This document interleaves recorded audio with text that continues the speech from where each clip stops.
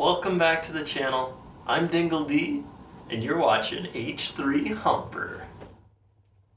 Dingle D.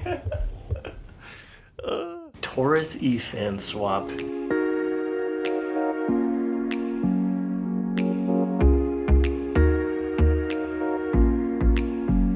This is my third eFan conversion, and each time they've worked out really great. So let's get to it. Here are all the parts laid out. This is a 2-speed electric fan from a 90s Ford Taurus, a 2-speed electric fan controller from a 90s Volvo, a 2-temperature Thermo-Switch from a 90s BMW, a coupler which will allow me to splice into the upper radiator hose, an inline fuse holder, a Bosch-style relay with a relay connector, and some extra wire of various gauges to assemble the new harnesses for this setup. Start with prepping the little coupler that the Thermo-Switch will feed into. This drill bit is a 1/2-inch drill bit. I've got a M14 by 1.5 tap.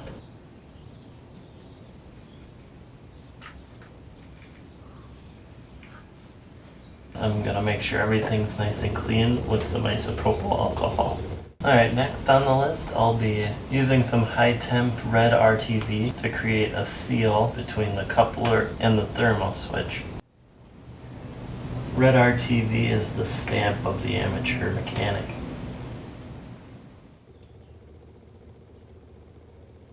Snug is good enough, and the RTV will do its job sealing it up. Now I'm going to go ahead and wipe off this excess RTV. Here I've got the coupler and Thermo-Switch assembled. The spot that we cut that upper radiator hose to install this coupler is going to be really crucial. There's about an inch worth of space that looks straight on this upper radiator hose. So I'm going to cut right in the middle of that inch. That'll give us a decent amount on either end of the coupler to secure the hose clamps down nicely. Move the upper radiator hose. Got a good start with this garden shear. Time to splice in the coupler. And with that upper radiator hose out of the way, I'm going to remove the fan cowl and then take off the mechanical fan.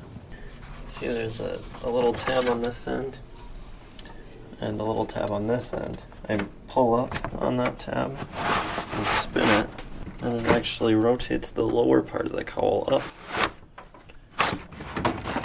And it pulls right out of there. How neat is that? Pop off my serpentine belt. Pull that aside. That's the fan clutch wrench set, and then the adjustable fan clutch holding tool. These two tools together make this a really simple job.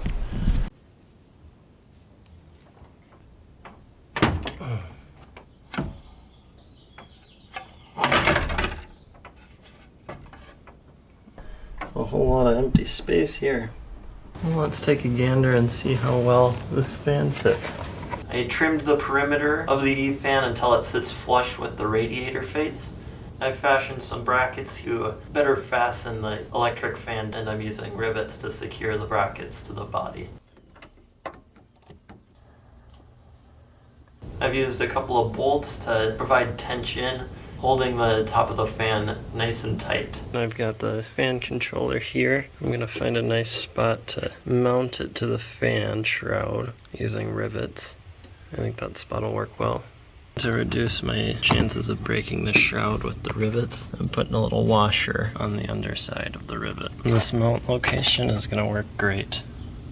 Alright, and the eFan is fully mounted. Now I can continue running wires and getting this thing completed. Let's pop on the laptop and I'll draw out a diagram to better visualize what's going on electrically.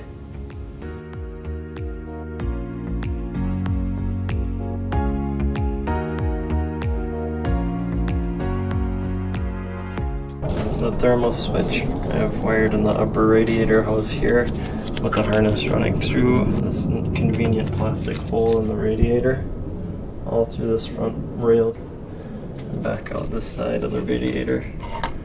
got the harness that goes into the relay and the fan harness. What I'm gonna do is reuse this harness without needing to use butt splices. I can just pull these out, and I'll reuse this little socket here. These connectors separated from the wires.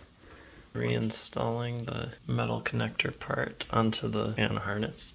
Now I can install them into their respective positions. Blue wire is high speed, orange and black wire is low speed.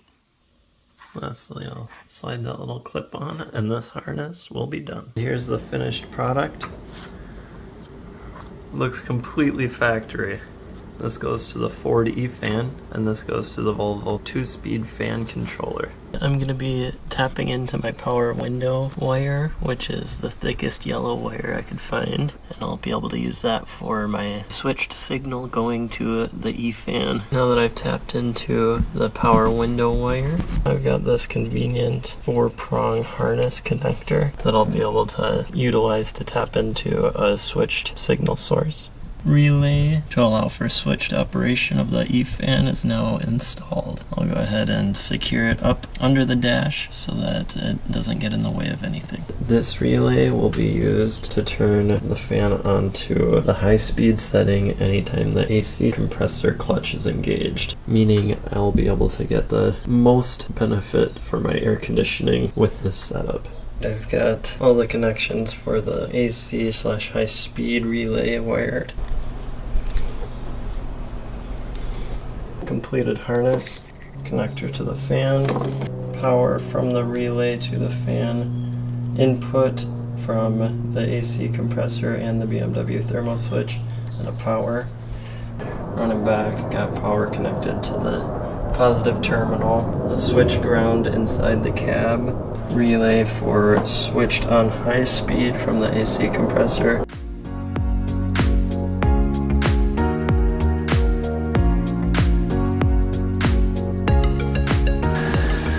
Alright, and let's do a quick test to see if it turns on.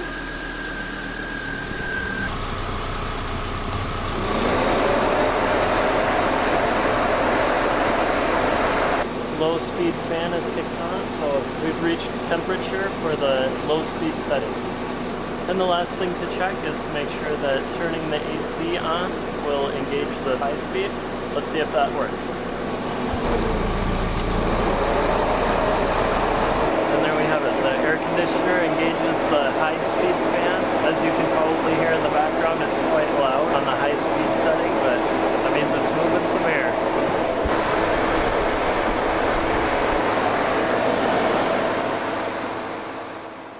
I really enjoy this swap, free up some horsepower and improve fuel economy. Since doing this swap on my Hummer, I've noticed on average an improvement of 2 miles to the gallon for fuel economy. I put it to the test in the mountains in about 95-degree heat. My coolant temp gauge never exceeded 3/4.